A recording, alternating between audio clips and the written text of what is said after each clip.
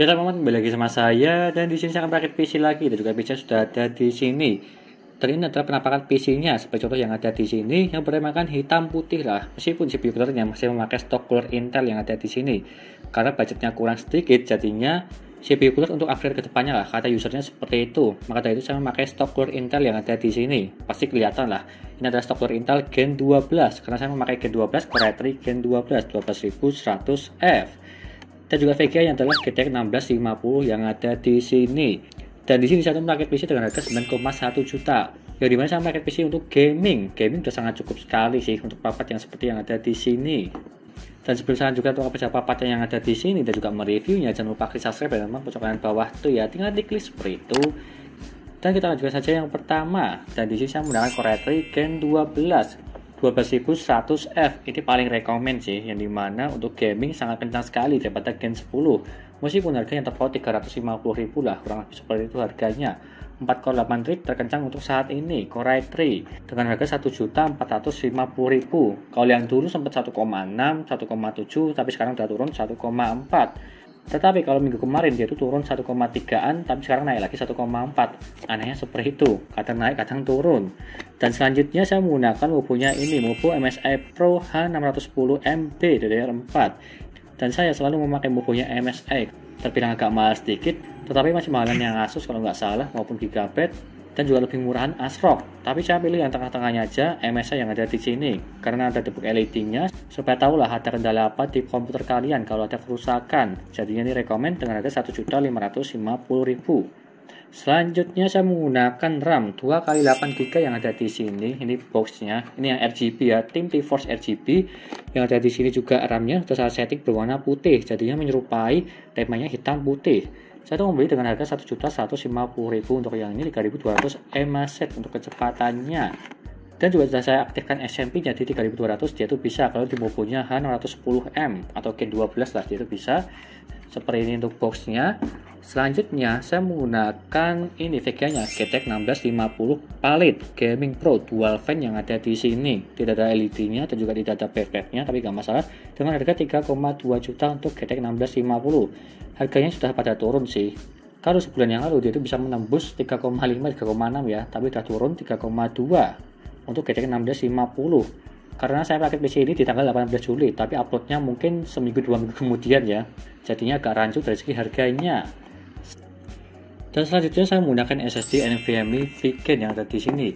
Serinya Hyper NVMe M.2 yang 256GB dengan harga 480.000 untuk yang ini.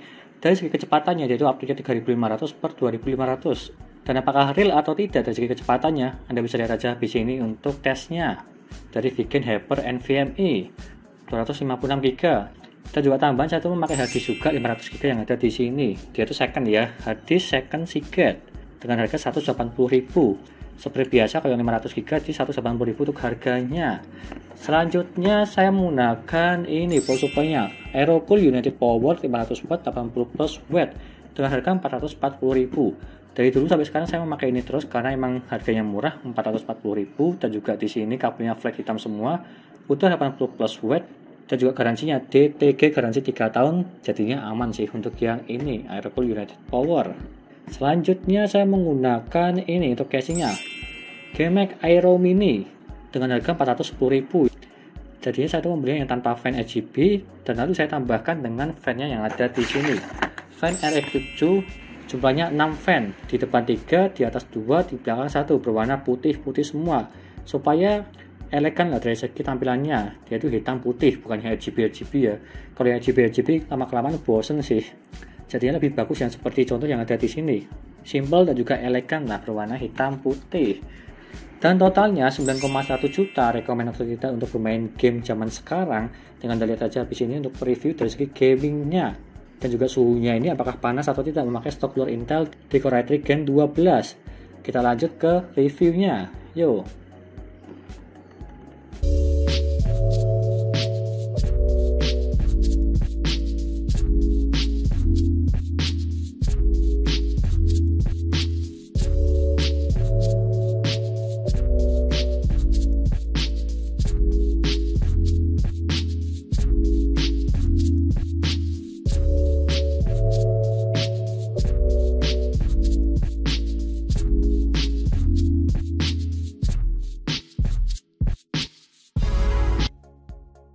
Yang pertama dari segi booting Windows-nya, yang dimana saya menggunakan Vigen NVMe.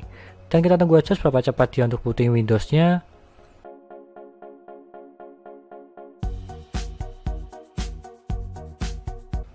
Dan dia mendapatkan 11 detik terbilang cepat kalau yang ini. Standarnya SSD NVMe di 15 detik. Kalau yang ini di 11 detik terbilang cepat. Tetapi terkadang di berbeda PC berbeda kecepatan meskipun sama-sama menggunakan SSD NVMe yang sama. Seperti contoh yang ini yang mereknya Vigen. Lanjut ke HD Sentinel untuk mengecek kesehatan dan juga performanya dari segi SSD dan juga harddisknya.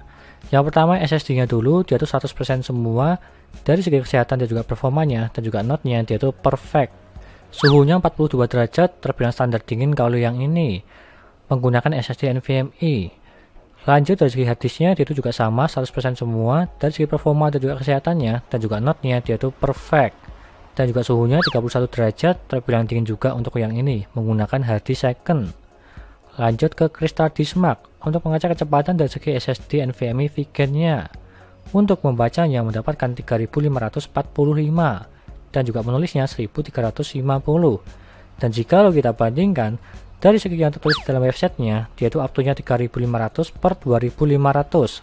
Dan jika kita bandingkan dari segi membacanya, dia itu melebihi sedikit, tapi dari segi menulisnya dia itu terpaut agak jauh, hampir 2 kali lipat lah. Kalau menurutku dari segi membacanya sesuai, kalau dari segi menulisnya tertinggal hampir setengah.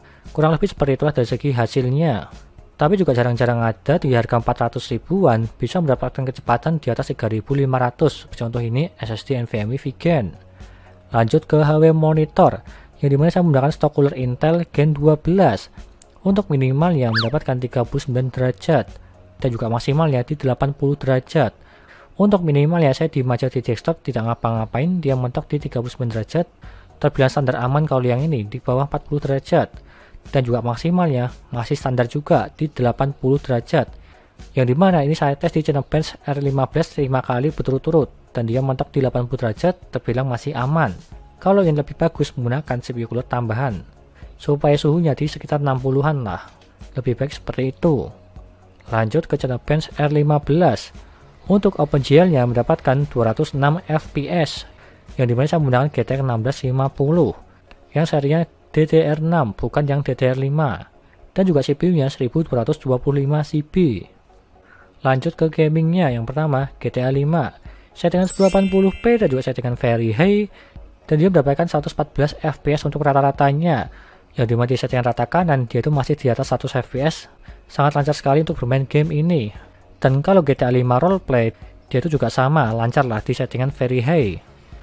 Lanjut ke Forza Horizon 4 settingan 1080p dan juga settingan high, dia itu mendapatkan 81 fps untuk rata-ratanya, yang dimana masih di atas 60 fps di settingan rata kanan, masih nyaman untuk bermain game ini.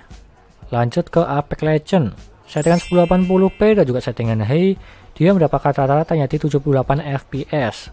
Ini juga sama masih nyaman juga di settingan high, masih mendapatkan 60 fps ke atas. Kalau menggunakan monitor yang 75Hz ini sudah sangat cukup sekali.